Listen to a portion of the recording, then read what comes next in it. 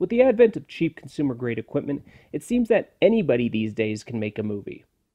I always save the best for last. Hey, fucking Mike. Okay, the exit is that way. Don't bump your head on the way out. But within all the garbage, you do get the occasional lucky penny, and I do feel this film might be one of those. It's a scuffed up penny that fell in the sewer, was coughed up by an alligator, and then the rain washed it off, but hey, you can work with that. Today I present 1988's The Hackers. Just whack 'em, hack 'em, and sock 'em. Add another. The film begins with a hitchhiker.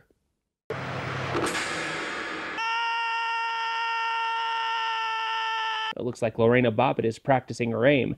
You're a bit off, sweetie. Another hitchhiker appears after her car breaks down, and she is picked up by Pa Hacker, played by Howard Coburn, and his two sons. After bad-mouthing the town and the Hacker family, she's decapitated with her head thrown to the side of the road.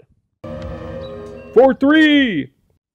Michelle Rank plays our film's heroine, Marcy, as she tells her sister that she's been picked to house sit for an old boss. I don't think it's a good idea. I don't think... You bet it isn't. They murdered Cookie Monster. Meanwhile, two hunters find the hitchhiker's head. The hackers themselves spend some recreation time in a playground where they start harassing some of the locals. Marcy's sister is still on the fence about her house sitting, so she gives her a gun to protect herself. Once again, the only thing you gotta protect yourself from is that shag carpeting. Later, after the hackers are told off by some customers who weren't happy with the work they did, the three psychos dispatch of the couple. By this time, Marcy has reached the house she is to look after. If Elvis was a vampire, he'd live here. While sightseeing, the hackers discuss some personal matters. Young folks today don't take nothing serious. They lie and cheat, and they don't pay their bills. You know what I mean? Go with that. Politicians will love you. The police, meanwhile, are baffled at the string of murders. The City Hall bunch has all been out of shape about it already. Worried about their losing their summer resort business or something, I don't know. Is that plot important? Nope. Have you noticed that it seems this film meanders a bit?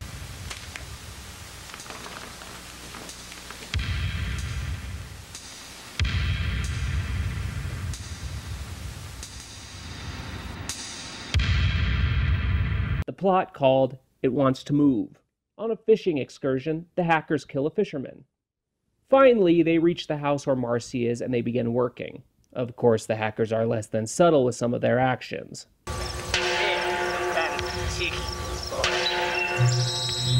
No.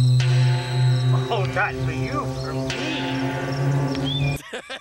I'm so lonely. Cue the musical montage. Come true, can be a nightmare in disguise.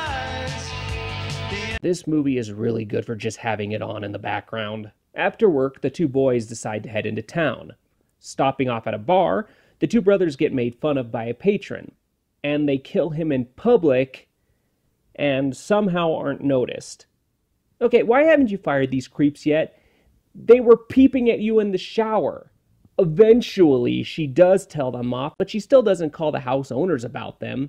Meanwhile, the police, you completely forgot about them, huh? Get a tip from a tire store about the tire prints at a crime scene, matching the tires of Hacker's truck. Back at the house,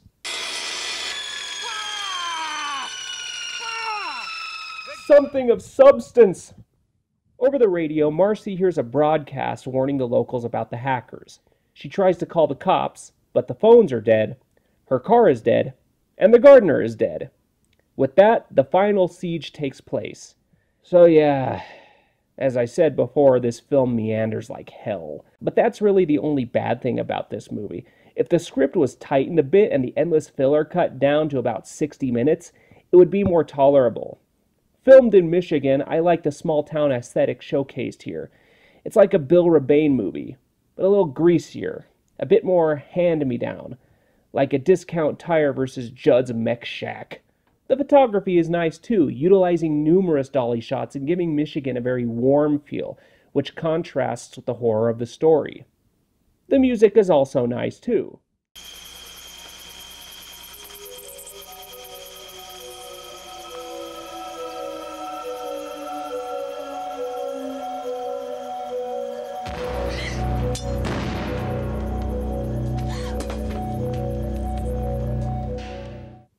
not particularly memorable, but it serves its purpose. The acting is serviceable, with the standout being Howard Coburn as the crotchety patriarch.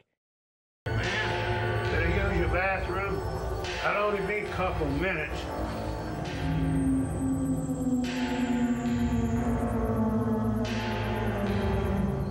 Again, it's not anything new, but it's a welcomed aspect, like explosions in an action movie, or crap in a Disney movie. Wait. Now let's talk about the most important aspect of any slasher film, the gore. The gore here is exemplary. In fact, there are times in this low-budget film where I'm not sure how the effect was achieved. Most of the best gore comes at the end of the film, so I won't be spoiling it here. So is this worth a watch? If they edit it down, yes, but in its current state, man, it's a chore. I'm the Cinema Fanatic. I'll see you next time.